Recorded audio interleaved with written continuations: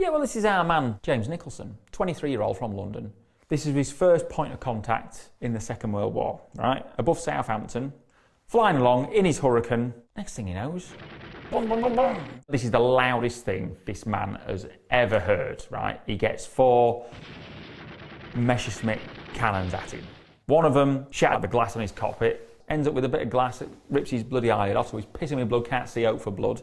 The next cannon rips the leg off his trousers. The other cannon blows his foot out to bits.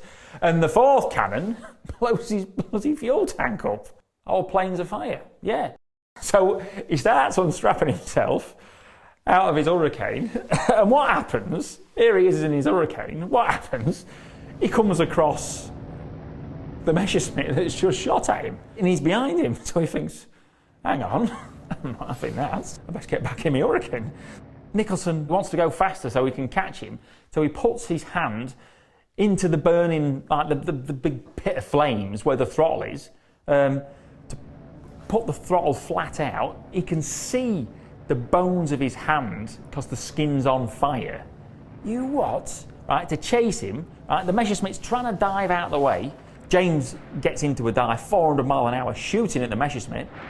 Shoots the Messerschmitt down goes down and crashes. Right, back to where was I? Oh, I was trying to get out of my plane. Gets out, parachutes out, floating down to the ground. Home guard sees what's just been happening. That's obviously the German pilot. I'll shoot at him with my pellet gun. So James ends up with pellets in his ass from a bloody air rifle. So you've just gone through all that and you got bloody shot up your ass from a pellet gun. Hey? Anyway, a butcher's son sees what's happening, runs up to the home guard, lamps the home guard, gets to James. Yeah, all is well, gets into hospital, and he survives. He survives, which is a bloody amazing story, right? And after all that, he is awarded the Victoria Cross, the only Victoria Cross awarded over the whole Battle of Britain from Fire Command. But James does the very British thing, and he's too embarrassed to wear the VC. He used to get told off for not wearing it. Fair play, how very British. What a boy. What a boy. Right, our man Ray Holmes, he's only 26, out doing a bit of a sortie over London, comes across 3 Dornier 17s, right? Dornier 17s, lightweight bomber. He thought they was going to drop bombs on Buckingham Palace. On the first one, he goes for him, he's got an effing flamethrower. A Dornier 17 with a flamethrower. Anyway, he dives under the first man, shoots him down, he gets covered in all the oil from the bloody flamethrower. So that's the first man out of the way. Gets to the second Dornier 17, shoots him down, right? Somehow the pilot manages to get out of the Dornier 17. Ray flies underneath him, but then the parachuter, anyway, the pilot with the parachute on ends up landing on his bloody wing, nearly takes him down. So he shecks him off. That's 2 of them out of the way. And then the third one goes for him head on, no bloody bullets. And he thought, shit, what am I going to do here? What am I going to do here? He's out of bullets. He doesn't want the last of the Dorniers getting to Buckingham Palace. So he goes full kamikaze and takes the back of the Dornier off with his wing. Takes his wing off in the meantime. So he jumped out, parachutes out, lands in the middle of bloody London. And these civvies in the street had seen what was going on, says, bloody hell, Ray? I didn't know his name. Bloody hell, Ray, you've done a fair job there, mate. And he gets swammed in, a couple of young lasses. Anyway, so that's Ray's job. Done and dusted. Had the cake, had the icing on it. Fair play, oh boy.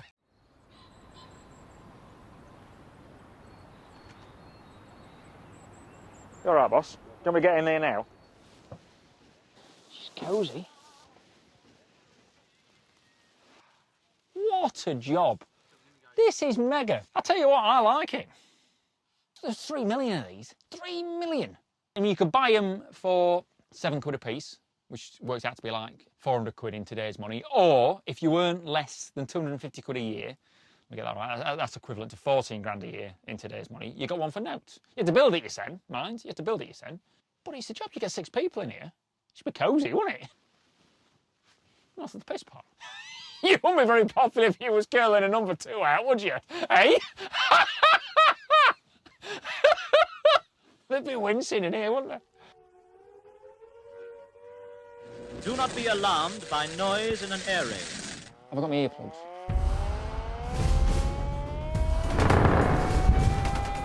I'm nervous.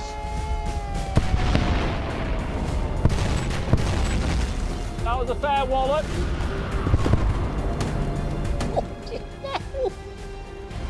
Excuse my language.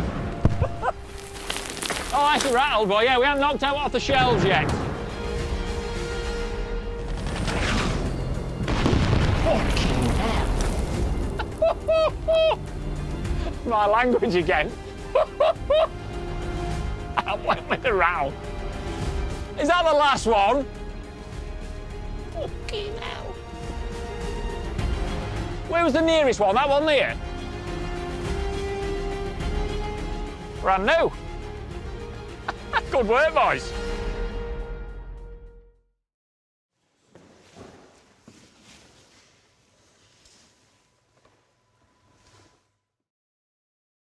Number 1. Wait until you see the whites of his eyes fire short bursts of 1 or 2 seconds. Right, just wait until you see the white. I mean, that's a bit optimistic for me, that. I mean, you're doing 300 odd mile an hour in them Spitfires and Hurricanes, 300 odd mile an hour, right? And you've got your man and your Messerschmitt coming towards you at 300 mile an hour. Wait until you see the whites of his eyes after you, mate. Whilst shooting, think of nothing else. Brace the whole of your body. Concentrate on your ring sight. Always keep a sharp lookout. Height gives you the initiative. Always turn and face the attack. Make your decisions promptly. It is better to act quickly, even though your tactics are not the best. Never fly straight and level for more than 30 seconds in the combat area, which you can understand that. It would be fairly easy to get picked off if you did that. When diving to attack, always leave a proportion of your formation above to act as top guard. Initiative, aggression, air discipline and teamwork are the words that mean something in air fighting. All right? Go in quickly, punch hard, get out. That's number 10. Night out in Grimsby. That would be a night in Grimsby, wouldn't it? To be honest, that's not going on with more Cleethorpes now. You'd start your night in Grimsby, then you'd go to Cleethorpes, and that's how you finish your night in Cleethorpes. You'd go in quickly, punch hard, get out. It's time for Guy to get some advanced flight training. Okay then, guys, do you want to hop in? Oh, as soon as that? Yeah. All right, grand job. He's going to try his hand at the world's first flight simulator, the Link Trainer. Hold yourself in. Invented in 1929 by Edwin Link, Yeah, that's me in. most of its parts came from his father's piano and organ factory. What an amazing piece of kit to have been thought of thick end of 100 years ago. With all its bellows and valves and levers and linkages and rack and pinions and gubbins on top of gubbins. Oh, he flogged them all over the world. Yeah, like there was German pilots found out to have done 50 hours on Link trainers.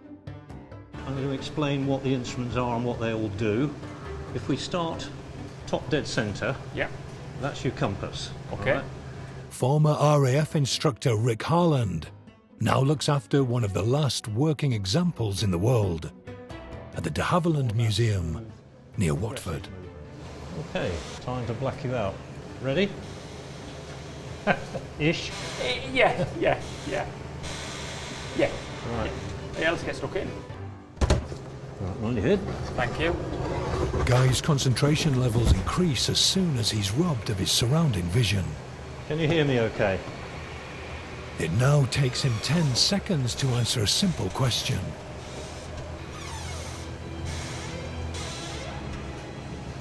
Yeah. Flying blind can be a stressful experience for pilots. Yeah, I can hear you. I'm just getting behind. I've climbed a bit too much. I'm just over 8,000 feet at that. Guy's about to make a virtual 120-mile flight with zero visibility. We're going to start from where we are, de Havilland's. We'll head down towards Biggin Hill, famous Battle of Britain airfield, and then we'll take him off towards Tangmere, yet another famous Battle of Britain airfield. So a good historic route. Can you read off your heading at the moment? Pardon? What's your heading? My head is just 15, 150. Can you come left about 30 degrees, so about 120, 120? Yeah, that's 120. Okay, just hold that heading for a few minutes. Are your height okay? Yeah, 180. He's actually moving in pretty much the right direction now. Batting along at 200 miles an hour, so shouldn't take him too long. I want you to make a long left turn and come round onto about 220. Yeah, Good. About 25 degrees of bank and keep turning until I call you. yeah. Let me get it round. You need to come left another 20 degrees if you can do that. About there. Yep. Just keep the nose up a bit. Stop turning now and go back the other way. So make a right turn. Turn to the right. Yeah. And I'll tell you when to stop turning. Okay, roll out now, stop your turn. That's it. Oh, we've gone too far. Okay, we're going to have to bring you round again. So come back round to the left. Left. No, the other left.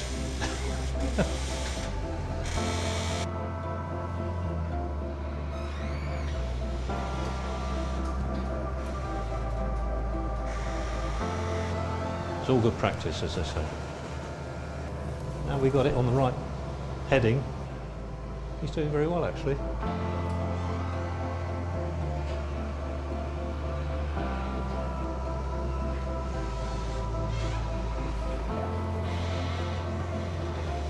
And hey presto, you have arrived at Tangmere. Thank you very much, Richard. Thank you. Come and have a look and see where you went. Got fairly close to Biggin. Right. It headed south and we had a little bit of gyrating around the sky. And that was when I was asking you to turn left and come the long way round. Right. Once we got that sorted out, boom, straight line. there. You can't grumble at that. Thank you very much. Tramping on. Yeah.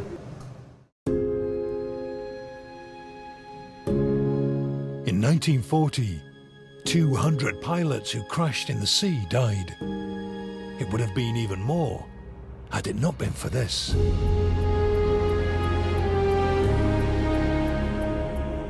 Not everything the RAF operated was a plane. Their 100 class high-speed rescue boats were called the Spitfires of the seas. The last survivor is kept in Portsmouth by skipper Diggory Rose.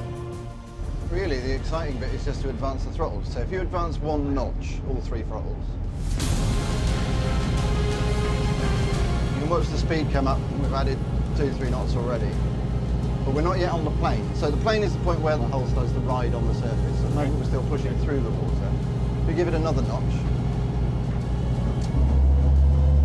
we're just coming up onto the plane. We're about half the speed she'll do flat out now. And then if you advance the throttles as far as you like, All right, we're ready. you sort of lean into it. Yeah, look at that. That's it wide open. Its performance was thanks to 24-litre Napier engines. That was the engine in like the 30s and 40s. If you was land speed racing, if you was flying a plane or wanted a load of power in a boat, you would use the Napier Sea Lion. Well, this boat had 3 of them in, 1,500 horsepower. It's like 39 knots, and that's all quicker than anything the RNLI have got now.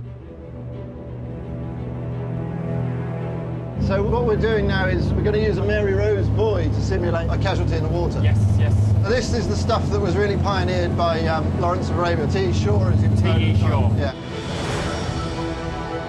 So he pioneered this idea that at low speeds, what you need to do is start to use the throttles independently. Yes. So as we approach our casualty, which is this buoy here, Yes. you can start thinking about backing off the speed. Steering with the rudder is too inaccurate at low speed. So if you take all 3 engines out of gear simultaneously, right, and Yeah. it goes nice and quiet. Operating the left and right engines separately means you can rotate the boat more precisely. So if Yeah. you want to turn to port, you bring the starboard engine into play, and vice versa. It's a bit like the track machine.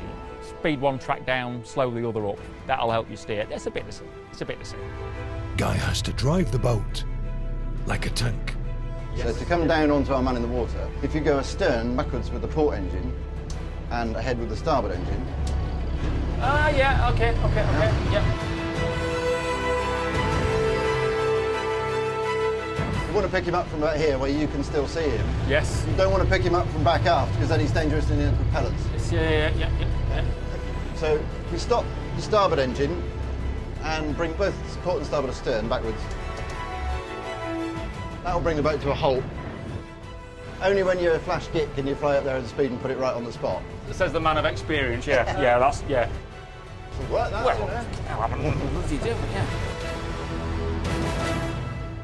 Rescuing pilots was hazardous work. This very boat was shot at by a Messerschmitt 109. Germany's Air Sea Rescue Service faced similar dangers. The Germans had air sea rescue, a Heinkel seaplane, that's what they used. All painted up, big red cross on the side. Our man Churchill wasn't having that. He said, no, they're reconnaissance planes, shoot the buggers down. So you just got to say, war is war, haven't you? What would I do? Well, we've got to look at the cold hard facts of the matter. Say that's a German rescue boat, 1940. Am I going to shoot it? Yes, I bloody am, because that's only going to rescue German pilots to get them back to land, to get them bombing us again. So, of course that's war. It is war. The Battle of Britain was a race to get pilots into the air at all costs.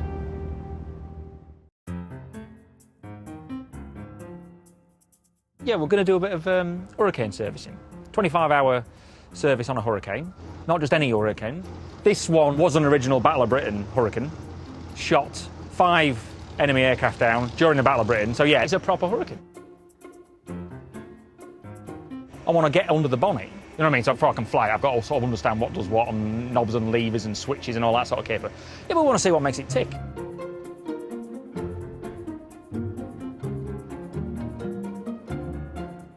He's here. Now, man, Mo. Come on. Now, Mo. How are you getting on, boss? Good, thanks. You? Yeah, all right, mate. Can I get you a hand, please? Sure. Yeah, we're just starting a 25-hour check. 25-hour check. Right. Yeah. What's that involved? It normally involves plugs, points, camshaft check, and then a general look around the airframe. Right, spot on where you was. If you can pull the lead ends off, Yep. and then we'll have the plugs out and have a look. Behind every pilot were at least 5 members of ground crew, keeping their plane in good order. An Hurricane was, in my view, a beautiful aeroplane, much easier to work on than the Spitfire. Ah, I see. Isn't it? And then it'll drop down, there's some little tags in the top. Yeah, that's a nice fit in there, It's a isn't it? good fit, yeah. Bullet holes and so forth could be patched up with a bit of fabric and dope. You couldn't do that with a Spitfire. And you can see, it's all fabrics are quite easy to patch up and repair. What are we calling that? What are we calling that material? Irish linen. Just daub a bit of that over the top after covering a bullet wound. Oh, away you go again. Get cracking, boss. Get cracking, Spitfire. No, because that's the structure of the plane. A lot more involved. Aluminium sheeting all over. So yes, what's that? I found the Hurricane a better aircraft to work on than the Spit.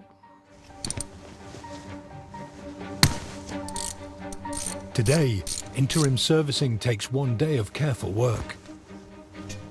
In 1940, engine work had to be squeezed in between dogfights. Bit on the rich side. That's not too bad. You would ask, can I do a 30-hour inspection on that particular aircraft if it was coming up for time? Now the flight job would say, yeah, you can. You've got an hour and a half. Make sure you're ready. Give them a clean, just to degrease them. Just petrol. Yeah, just get rid of the muck before they go in the tester. Probably in a wartime situation, they'd have a set of plugs ready to go. Right.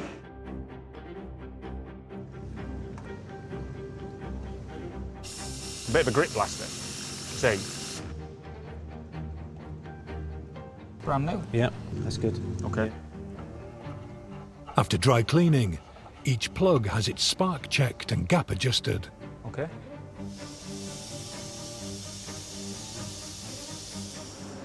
Happy enough. Yeah, that's a good one. Spot on. Right.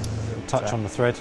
Then copper slip is applied before refitting. Just a bit of lubricant when you tie them up. They tie up a bit nicer and they come out a bit easier. It's like it's never been away.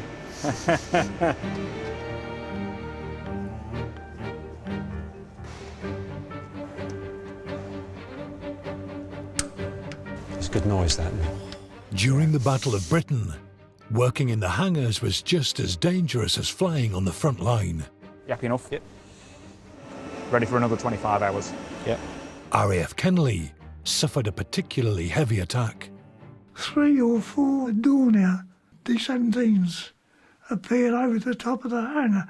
They were down to 50 feet, or just cleared the hangar, and they sprayed everything, and I believe they were using time-delayed bombs to let them get away before the bombs went off.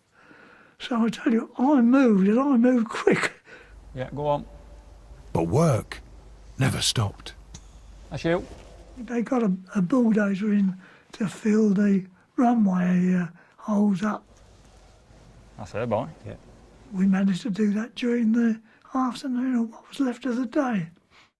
In fact, not a single airfield was ever shut down for more than 24 hours during the entire battle.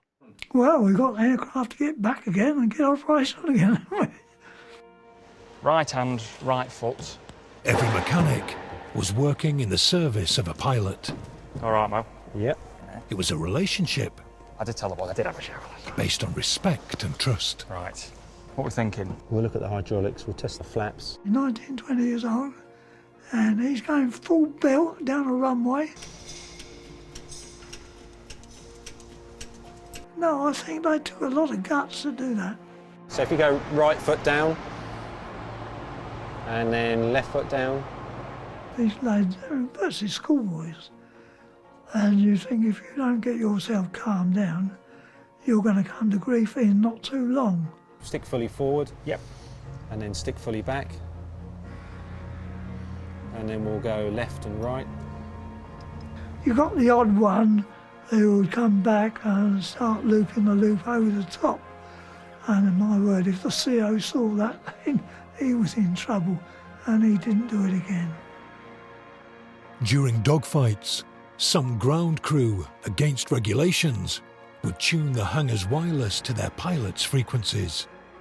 I have to say, in my section, which I worked with radio people, we had a radio set going, so we knew what was going on. That was the interchange between the pilot and the ground control. You'd hear the tally-o and so forth saying, they found them. So you're never sure when you're watching the ground whether he's hit or whether he's diving to get back up. And the only way you would know that is when the bang came or the smoke went up. Bad luck or good luck. Enemy bullets weren't the only hazard hurricane pilots faced. Their plane had a dreadful reputation for easily catching fire. As you can see with the panels off, the Spitfire had a nice aluminium firewall through there which protected you to some degree. Whereas you can see the fuel tank sitting here, it's just open straight down to where your legs etc. are. So any hole in here, fuel just poured straight through.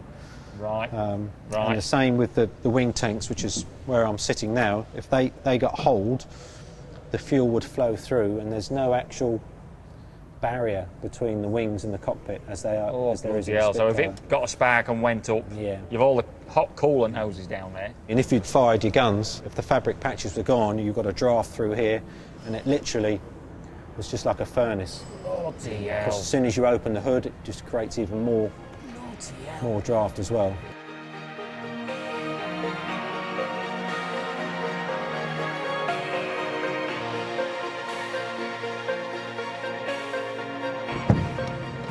Fucking nice fit there, mate. They do fit well, yeah. Yeah.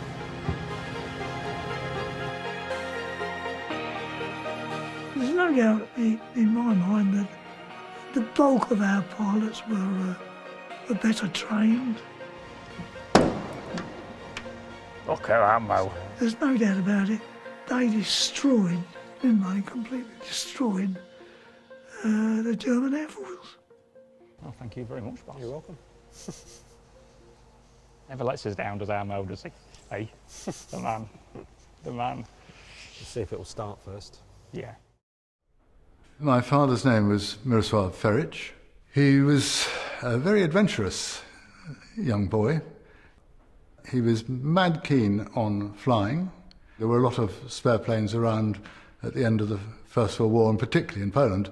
So there was a lot of flying going on, and he spent every hour he could up at the local aero club. The Poles were trained to fly in tight formation. In fact, they attached cords between the wingtip of one aeroplane and the wingtip of another. And they were made to take off and fly and land like that. Another piece of training they used was to fly head-on at each other. And they used it to scare people.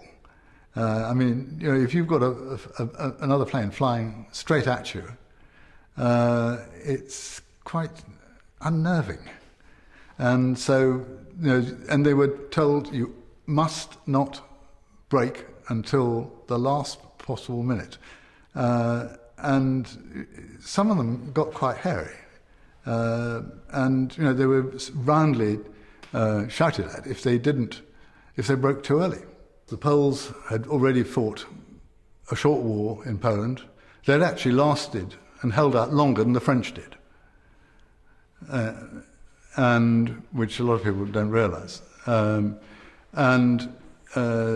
But they had seen this absolutely vicious blitzkrieg overtake their country. They'd had to leave their families. A lot of them had been killed, murdered almost. Their homes had been razed to the ground, and they lost their country. They've got a lot to fight for. The first air operations was a real success. A flight went up. That was the flight my father was in. And the Poles were such good flyers, everyone got a German. Apart from that, I suppose, was his contribution on Battle of Britain Day, when he managed to put 2 Messerschmitts out of action. To get 2 was good. What did they do when they were off duty? I think most of the time was spent in the Orchard, which was a very popular pub in Ruislip. If you happen to have a friendly squadron commander who had a large open Rolls-Royce, he might even run you down to the pub in it. You get 12 people in that car. Not only were they taught to fly incredibly well, they were taught that officers were also gentlemen, and there was a code. This bowing and clicking and kissing of hands, and that whenever you called upon a lady, you took flowers, and you kissed hands as you arrived, and you kissed hands when you left. And it was drilled into them that that's how you behaved properly. Didn't always go that way, but you know, in the pub. Well, there were a lot of young women around who saw these rather dashing foreign people and heard the stories about them. And they did become the glamour boys of England, according to the daily papers. And they were incredibly popular. Not so perhaps with the RAF officers who were in the pub. And there were a lot of jibes and comments about the Poles. And it did get a bit heated at times, but the women, oh yes, they love the Poles. But then my mother was one of them. This is an extract from a letter by Air Vice Marshal Stanley Vincent, who was the Northolt Station Commander at the time of the Battle of Britain, who couldn't believe in the early days what the Poles were doing and what they were claiming for victories. We had a wonderful 100th hum party in a dispersal pen with officers and airmen of the squadron surrounding a long line of tables with bottles of whisky, gin, sherry, port, beer, etc., arranged down the middle. The hosts of the squadron, i.e. the pilots, mixed cocktails for the few of us who were guests, which consisted of a tot out of every bottle in a tumbler. After 1 or 2 cocktails and some really good singing by officers and airmen, I had the honour of being tossed in a blanket, but without the blanket. We were all very good friends.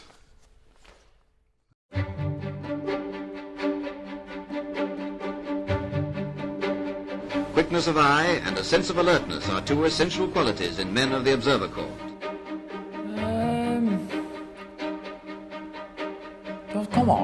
back, don't go back.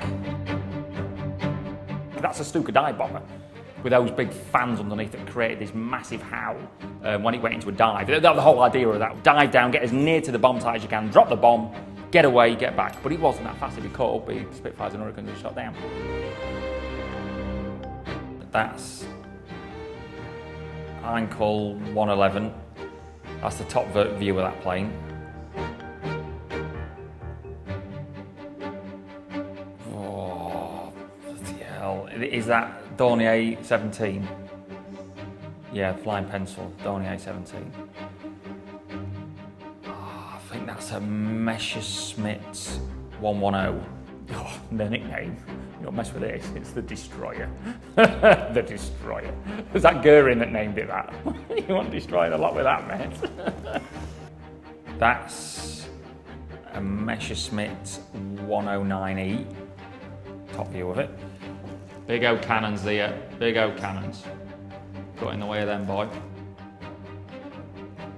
Junkers 88. Yeah, it's a twin engine bomber, not a lot of carrying capacity, not that fast. And with so many different types of Allied and enemy planes in existence, it's no simple matter. The Observer Corps are the country's eyes and ears. Yeah, it's quite easy just spotting them on the projector here, but if you was out in the field and you had to radio through with confidence what you had seen, yeah, that would put a little bit more pressure, on you. You would nearly go as far as saying that that is priceless.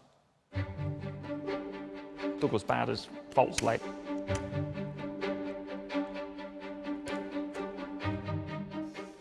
Yeah, 80-year-old, but look at the linkage. Look, can you see what I'm doing there? Look. Oh, that's 80-year-old. Look. Nice. I don't know, that's maybe a fair statement. Would he have been the most famous Second World War fighter pilot? We all know the name, don't we? He was well respected, but he wasn't very well liked amongst his fellow pilots. Yeah, lost his legs sort of showing off. Someone dared him to do a roll straight after takeoff. Didn't quite go to plan, lost both his legs. And then he was a civilian, and then Second World War was getting up and going, and he wanted back into the RAF, so they put him through a load of tests. They let him fly again, and he was an amazing pilot. And he could pull, he reckoned, he could pull tighter turns in a Spitfire, or a Hurricane. He was a Hurricane man. He could pull tighter turns without his legs, because obviously if you're going into a lot of like positive G, the blood rushes to the lowest point, which is your legs, but he's got no legs for the blood to run to, so he could pull tighter turns. He had a very successful Battle of Britain, really. He had 7 downs, yeah, which is yeah, amazing. Yeah, but compared to some of like the Polish lads, there was a Polish lad who shot 17 down. So yeah, but we don't know about him, do we? We know about Douglas Bader doing it without any legs. And then, not long after the Battle of Britain, shot down, captured, spent the rest of the Second World War in Colditz. What an honour. How many boys can say that? They've held Douglas Bader's false leg.